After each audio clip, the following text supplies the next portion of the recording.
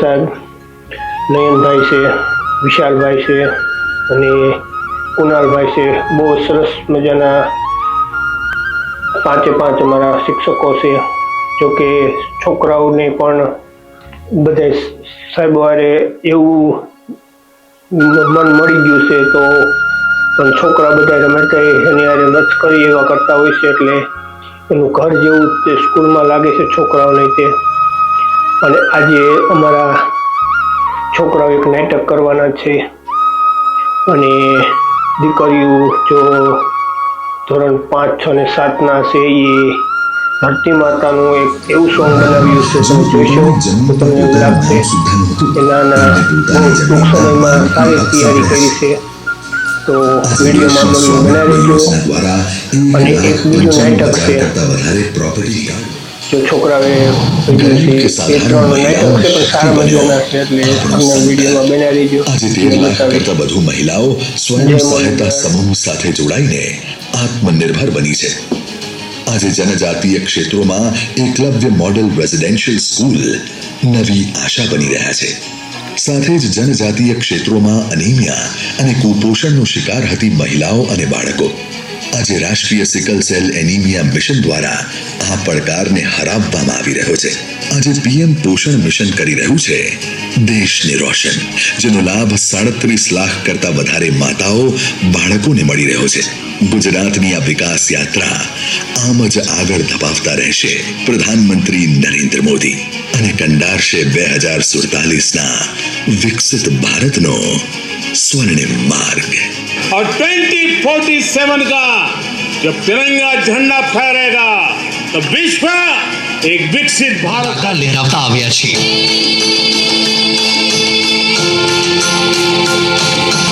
પ્રધાનમંત્રી નરેન્દ્ર મોદીના દૂરંદેશી નેતૃત્વમાં ભારતે ઘણી નવી ઉપલબ્ધિઓ પર પોતાનું નામ અંકિત કર્યું છે. ઘણા વિક્રમો સ્થાપિત કર્યા છે અને અગ્રસર છે નવા સંકલ્પોની સિદ્ધિ તરફ.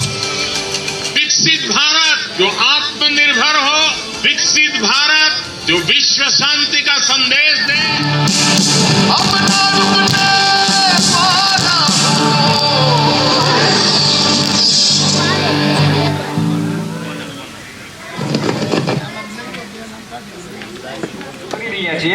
તો સાથે સાથે કેટલીક ફરજો પણ આપણે આપવામાં આવેલી છે. વિકસિત ભારત બનાવવા માટેની ફરજો જે છે એ આપણે બધાએ બજાવવી જોઈએ.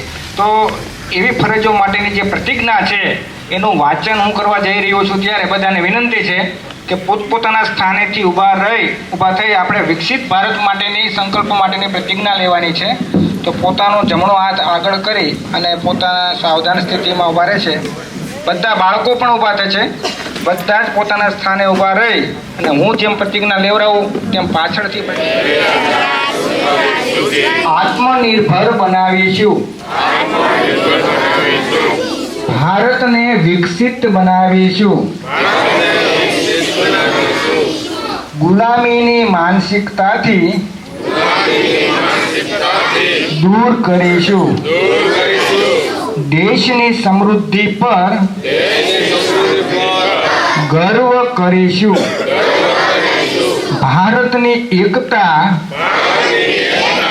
જડથી 18 વર્ષની કિશોરી છું. જુલાઈ માસમાં મારું હિમોગ્લોબિન 9.7 હતું. જ્યારે આવા વર્કર જેનું નામ ગોયલ ખુશાલીબા દ્વારા મને આવા કેન્દ્રમાંથી નિયમિત મહિનાના 4 પૂર્ણ શક્તિના પેકેટ આપવામાં આવતા હતા અને તેનો ઉપયોગ કેવી રીતે કરવો તેનું પણ સતત માર્ગદર્શન આપવામાં આવતું હતું. જે માર્ગદર્શન મુજબ અમલવારી કરેલો અને હાલ મારું HB 11% થયેલ છે. તો મારી વિનંતી છે કે આવા કેન્દ્રમાંથી મળતા બાળ શક્તિ, પૂર્ણ શક્તિ તેમજ માતૃ શક્તિના પેકેટ નિયમિતપણે લેવા. અસ્તુ. ખૂબ ખૂબ આભાર. અને જ્યારથી સુભાષ પાલેકરને સમજ્યો ને ત્યારથી મેં કેમિકલ મૂકી દીધું છે. કેમ કે બંજર થઈ ગયા પછી આપણી જમીન ગમે એવી હશે, ઉત્પાદન નહીં આપે તો આપણે શું કરશું?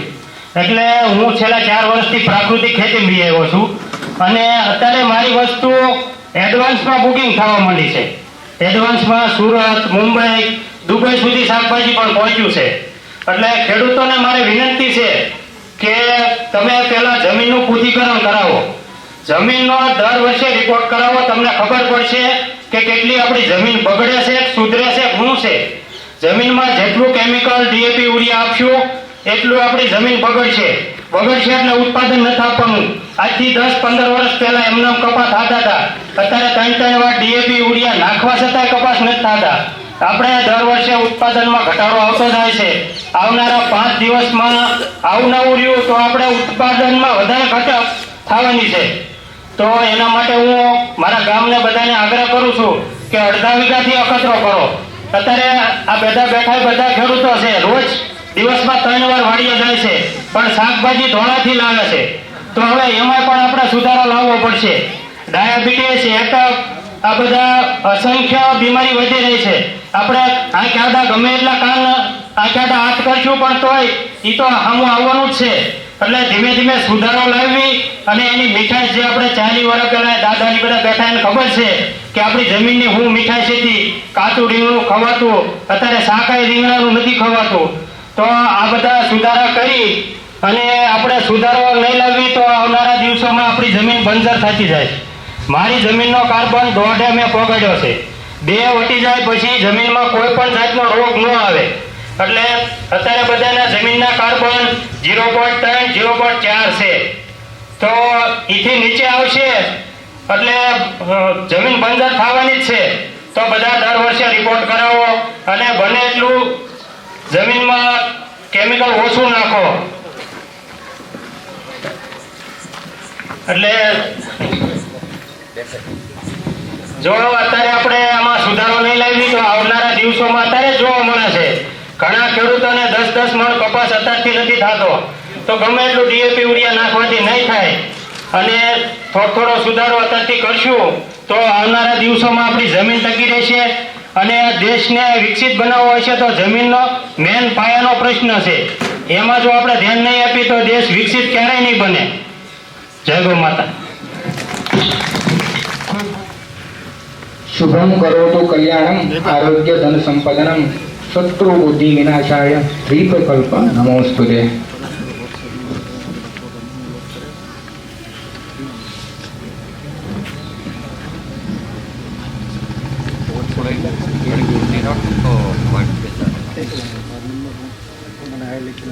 શું જ્યોતિ રૂપેણ સંસ્થિતા નમસ્તસ્ય નમસ્તસ્ય નમસ્તસ્ય નમો નમઃ. આપણે બધા કાર્યોથી અભિવાદન કરી દીપ પ્રાગટ્યને અભિવાદન કરીશું.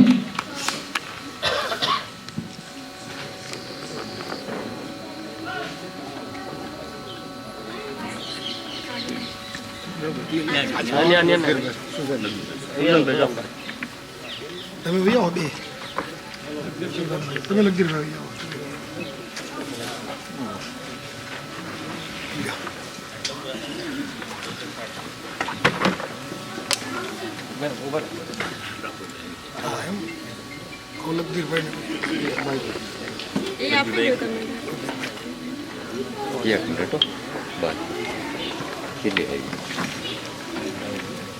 બધું હળગાઈ દે.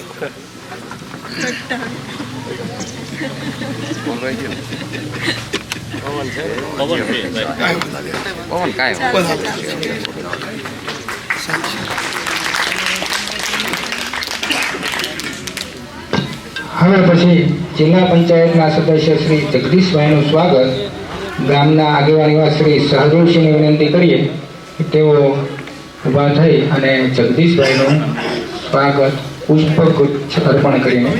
ખૂબ ખૂબ આભાર. હવે આપણે સૌ તાળીઓથી અભિવાદન કરીશું. ખૂબ ખૂબ આભાર. તાળીઓથી અભિવાદન કરીશું. ખૂબ ખૂબ આભાર.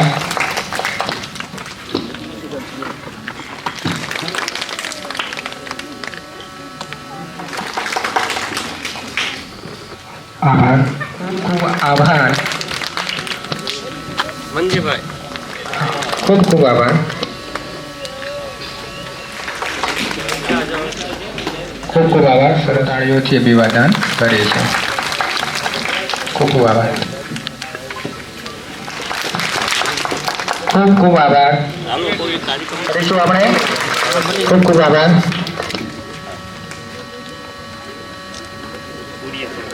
ખરેખર જોરદાર તાળીઓ દ્વારા બાળકોએ સરસ નાટક ભજવેલ છે.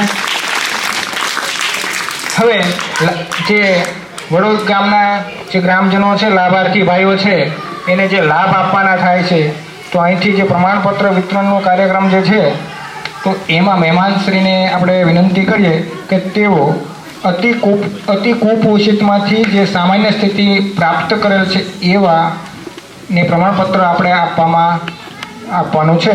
તો ગોહિલ અભિજીતસિંહ દિવ્યરાજસિંહની વિનંતી કરીએ કે એને પ્રમાણપત્ર અહીંયા મહેમાનશ્રીના હસ્તે, જગદીશભાઈ છે એમના હસ્તે એને પ્રમાણપત્ર આપણે એનાયત કરવામાં આવશે. તો ઝડપથી જરાક અહીંયા પધારશો.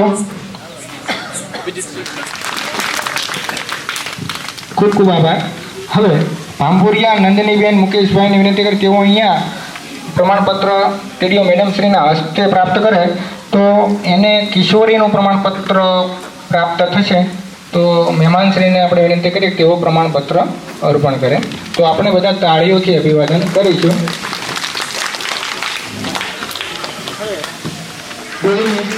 આભાર.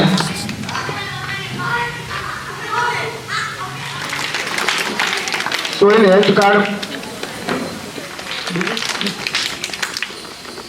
અભિનંદન સર. આભાર.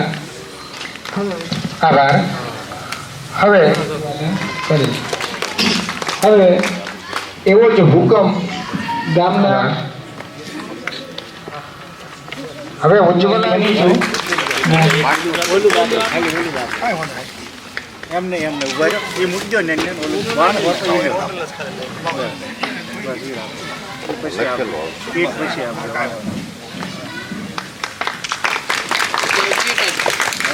મહેમાન પેલો પૂછે હવે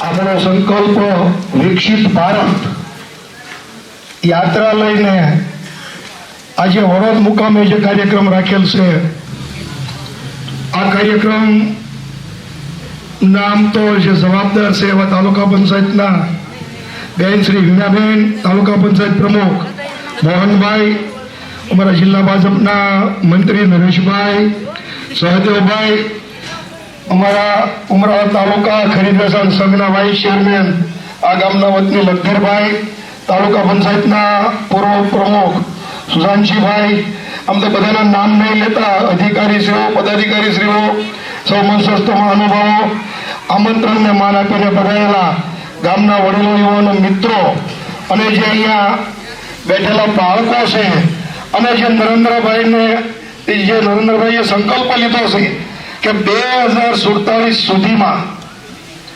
ભારતને આપણે ટોચ ઉપર લઈ જવું છે અને એનો જે પૂરેપૂરો લાભ લેવાના છે એવા વાલા વિદ્યાર્થી ભાઈ બહેનો, કારણ કે આપણે તો અડધે પહોંચી ગયા છીએ.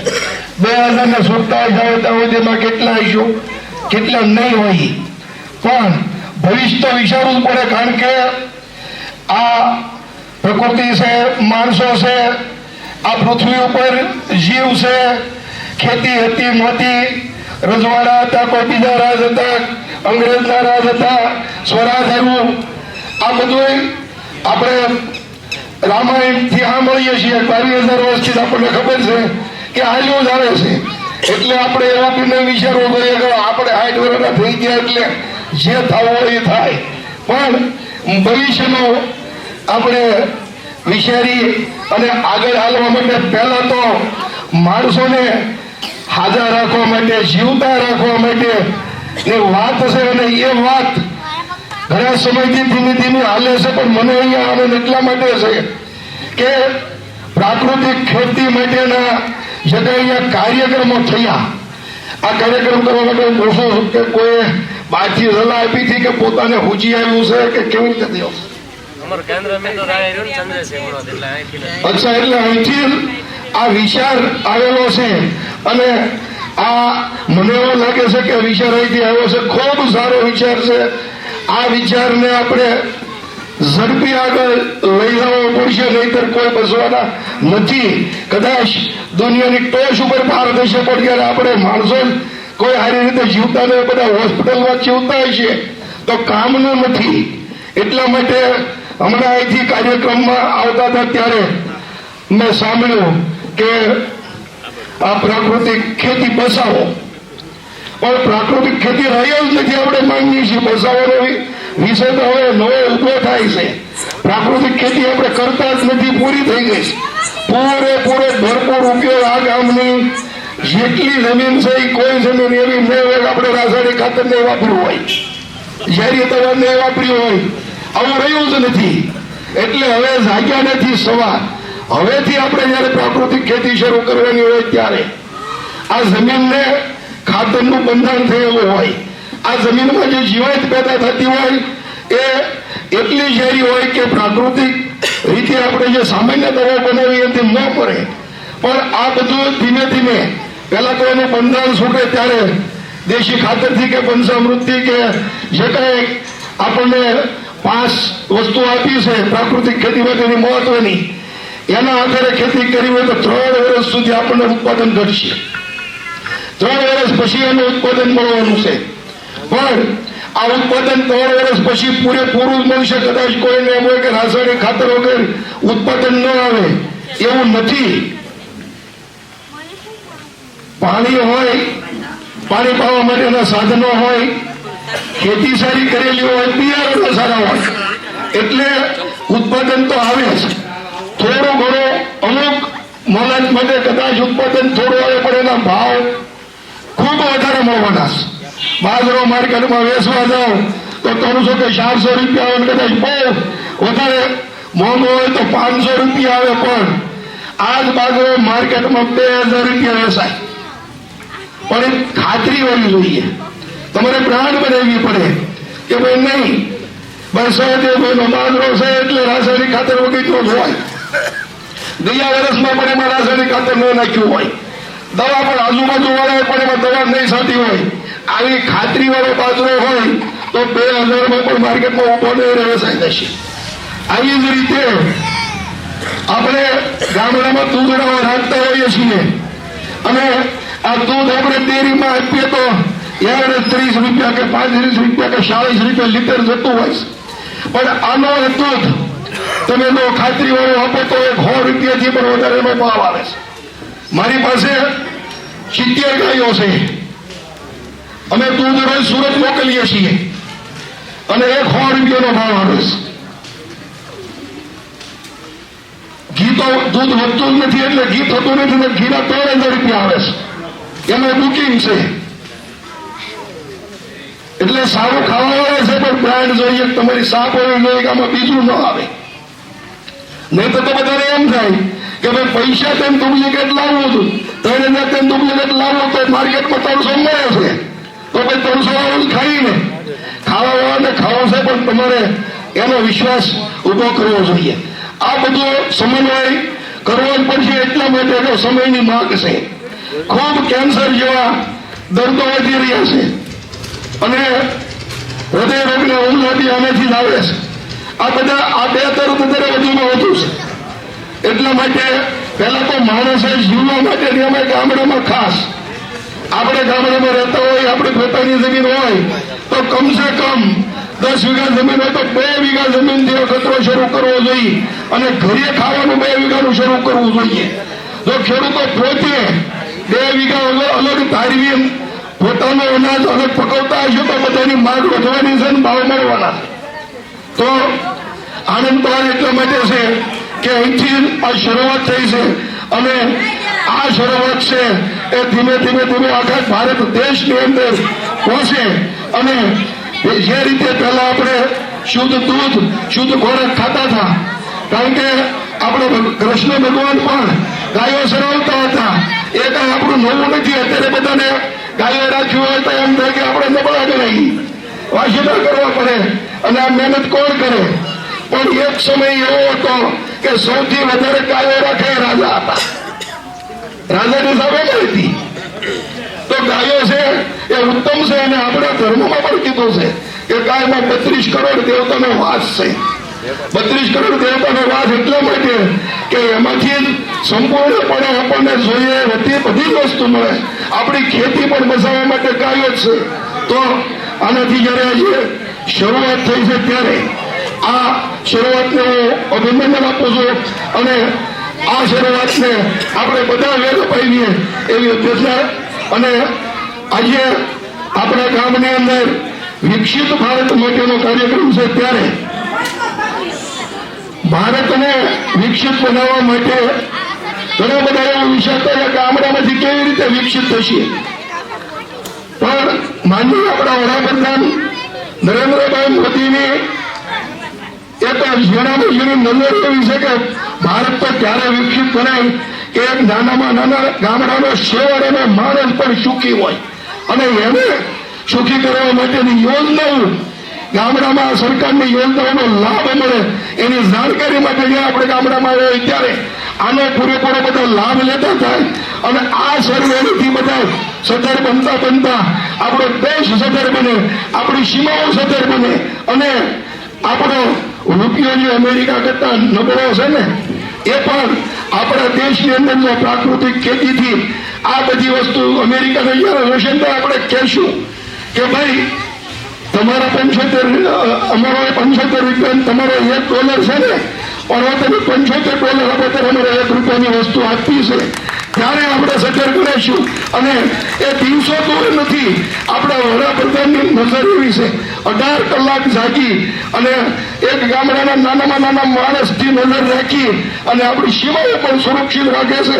અને એટલું જ નહીં પણ દુનિયાની અંદર અત્યારે ભારતનું નામ મળે છે. ભારત દેશનો વડાપ્રધાન પહેલા વિદેશ જાય ત્યારે કોઈ આવકાર નતા આપતા અને લાલ ઝાઝમી કોઈ પાથરતા નહોતા.